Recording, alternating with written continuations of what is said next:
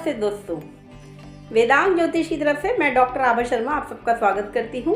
आप सभी को नव वर्ष की बहुत बहुत शुभकामनाएं। वैसे तो हिंदू नव वर्ष 8 अप्रैल 2024 को शुरू होगा, लेकिन वेस्टर्न वर्ल्ड में calendar year English calendar year माना जाता है और नया साल शुरू हो चुका है। आज 5 जनवरी 2024 को मैं आप सबको नए साल के लिए बहुत सारी शुभकामनाएं देती हूँ। ज्योतिषीय गणना द्वारा आने वाले वर्ष में क्या क्या संभावनाएं होंगी, आइए आज बात करते हैं ज्योतिषीय दृष्टिकोण से। हर साल ज्योतिषीय गणना की जाती है, ये आने वाला साल कैसा होगा।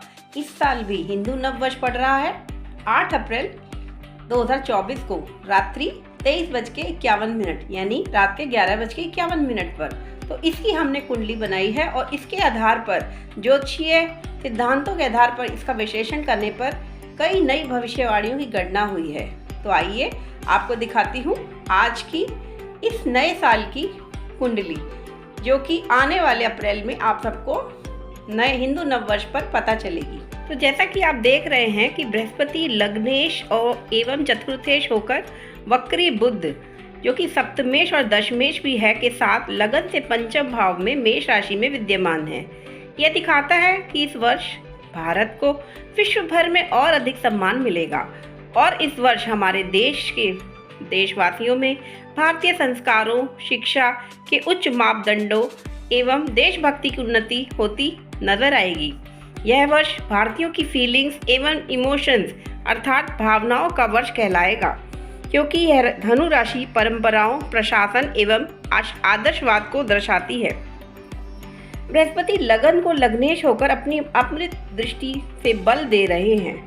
यह 3 राजयोगों में विद्यमान है। बुद्धि का कारक ग्रह बुध, ज्ञान के कारक ग्रह बृहस्पति के साथ शिक्षा, संतान, पूर्व कर्मों के घर में ऊर्जा का शक्तिपात करता हुआ दिख रहा है। शनि दूसरे एवं तीसरे घर के स्वामी होकर बृहस्पति एवं बुध को देख रहे हैं, जो इस साल होने वाले पंचवर्षीय लोकसभा इलेक्शन की तरफ स्पष्ट रूप से इशारा कर रहे हैं। आम जनता, मजदूर, किसान एवं नौकरी पेशा लोगों की सरकार बनाने में भूमिका अहम होने वाली है, यह शनि की दृष्टि दिखा रही है। सूर्य नवमेश होकर चतुर्थ भाव में चंद्रमा, शुक्र और राहु के साथ लग्न से दशम भाव को दृष्टि प्रदान कर रहे हैं। अष्टमेश चंद्रमा की 10वें भाव पर दृष्टि एवं धर्म के 9वें भाव के स्वामी सूर्य की दृष्टि आने वाली सरकार को, धर्म को केंद्र में रखते हुए कुछ नए कानून बनाने की ओर इशारा कर रही है। यह कुंडली एक विशेष कुंडली है और इस साल इतिहास हमेशा के लिए बदल जाएगा। चंद्रमा लोगों को भावनाओं में बहकर एक तरफा निर्णय लेकर सरकार बनाता हुआ नजर आ रहा है। यह सरकार पर धार्मिक दबाव को भी दिखा रहा है। लोगों में धार्मिक उन्माद बढ़ता हुआ दिख रहा है। हिंदुत्व की भी बढ़ोतरी हो रही है। शुक्र उच्च के होकर चतुर्थ भाव, जो कि कृषि का है, चंद्रमा व सूर्य के साथ आने वाली नई सरकार को कृषि संबंधित सिंचाई, जल, सोलर एनर्जी इत्यादि अर्थात सौर ऊर्जा इत्यादि बिल पास कर नए कानून बनवाना दिखा रहा है। शनि एवं मंगल की दृष्टि धर्म के 9वें भाव पर पड़ने से लोगों में धर्म को लेकर धार्मिक उन्माद, आक्रोश, दंगे, कलह इत्यादि दिखा रहा है। किसी प्रसिद्ध धर्म गुरु के मृत्यु तुल्य कष्ट की आशंका भी दिखती है। चौथे और 10वें घर पर राहु केतु का अक्ष का होना यह दिखाता है। साथ में क्योंकि षष्ठेश एवं एकादशेश शुक्र भी है, जो दिग्बली होकर चतुर्थ भाव में बैठा है, यह दिखाता है कि नौकरी पेशा लोगों को डिजिटल इंडिया को बढ़ावा देना ही होगा और उसके फलस्वरूप उन्हें तनख्वाह वेतन में वृद्धि भी दिखा रहा है। इंटरनेट, सोशल मीडिया का बढ़ता हुआ असर भी सरकार को नौकरी पेशा लोगों से संबंधित किसी नए बिल की तरफ इशारा कर रहा है। शनि का 7 और मंगल की दशम भाव पर दृष्टि, जो कि मेरी ज्योतिष में सरकार को दर्शाता है। सरकार पर population bill, UCC, CAA, NRC updation इत्यादि बिल प्राप्त करने का दबाव दर्शाता है। साथ ही पेट्रोलियम उद्योग में भी अच्छी बढ़त होने की संभावना है। राहु का चतुर्थ भाव में होना कृषि एवं किसानों के उन्माद को दिखा रहा है, जिसका असर सरकार की नीतियों पर प्रभावी रूप से पड़ता हुआ दिख रहा है। कुंडली का सप्तम भाव मेदिनी ज्योतिष में युद्ध का घर होता है। वक्री सप्तमेश पंचम में तृतीय शनि से दृष्ट होकर भारतीय सीमाओं पर होने वाले पड़ोसी देशों के साथ वाद विवाद एवं यूनाइटेड नेशन के साथ कागजी कार्यवाही को भी दर्शा रहा है। यह कुंडली सचमुच विशेष है। यहाँ केतु 10वें घर में बैठे हैं। इसी के साथ एकादशी शुक्र उच्च के होकर दशम भाव में मित्र राशि कन्या को देख रहे हैं। इसीलिए वर्तमान सरकार ही फिर से नई सरकार बनाती हुई दिख रही है। मोदी जी बीजेपी की हैट्रिक इस बार 400 पार कराती हुई दिख रही है।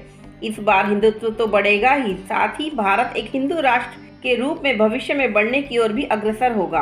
कुंडली का 11वां घर पार्लियामेंट को दिखाता है, संसद एवं ट्रेटीज को दर्शाता है। इसलिए शुक्र जो कि स्त्री प्रधान ग्रह है एवं चतुर्थेश एकादशेश होकर भारत की संधियों को जो कि पड़ोसी देशों के साथ जहां अध्यक्ष कोई महिला है के साथ होता हुआ दिखा रहा है। मुख्यतः बांग्लादेश की ओर यह इशारा कर रहा है। कुछ नए बिल जैसे कि 30 से आर्टिकल 30A में मॉडिफिकेशन भी हो सकता है, लेकिन कड़े मंथन के बाद, क्योंकि राहु केतु एक्सिस इंटरनेट को दिखाती है और यह 4-10 एक्सिस पर बनी हुई है। मंगल 12वें घर का स्वामी होकर 10वें घर को देख रहा है। इसलिए चीन एवं उसी तरह के देशों से हवाई एवं जमीनी नोकझोंक भारतीय सीमाओं पर होने की आशंका है। बैंकों का मर्जर, कुछ नए पब्लिक सेक्टर अंडरटेकिंग बैंक का मर्जर इस वर्ष होने की पूरी संभावना है। बृहस्पति बैंकिंग को दर्शाता है, वाणिज्य को दर्शाता है और बुध वित्त को।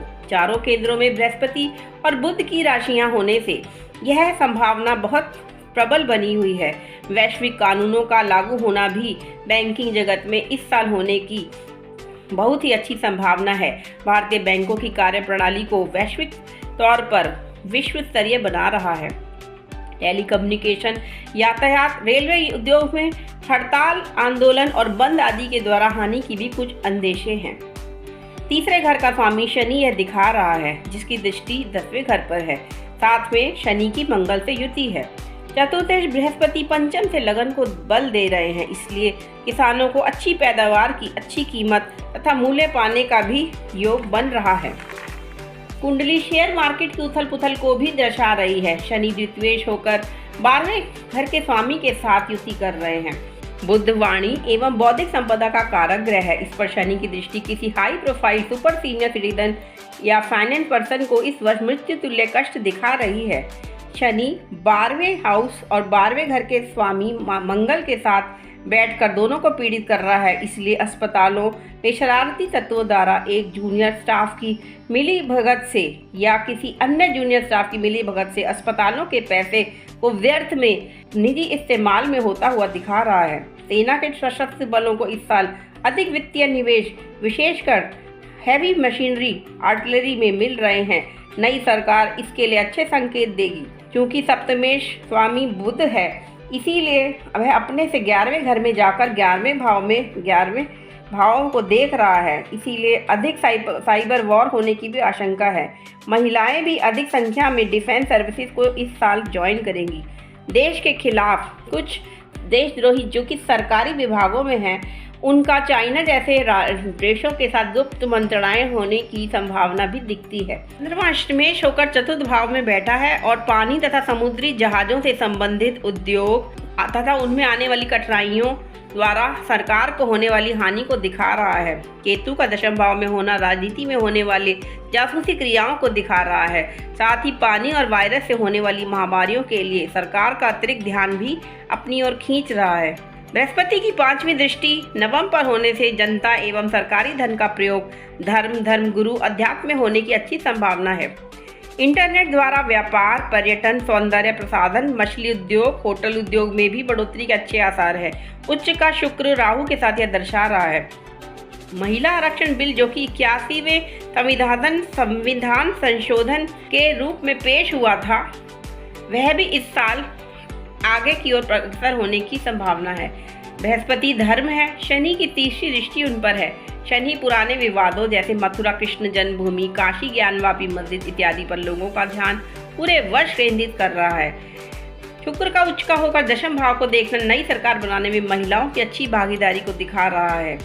2 स्त्री प्रधान ग्रह केंद्र में दिग्बल के साथ बैठे हैं, चंद्रमा और शुक्र। इसीलिए मनोरंजन एवं फिल्म उद्योग मुख्यतः बॉलीवुड एवं टॉलीवुड का फायदा दिख रहा है। यह साल का राजा चंद्रमा है और इस हिंदू नववर्ष का राजा चंद्रमा के साथ प्रधानमंत्री शनि है। इसलिए इस हिंदू नववर्ष में जनता और उसकी भावनाओं की मुख्य भूमिका रहेगी। देखा दोस्तों, एक कुंडली कितना कुछ बता सकती है। तो हिंदू नववर्ष की आपको सभी को बहुत बहुत शुभकामनाएं। नमस्कार।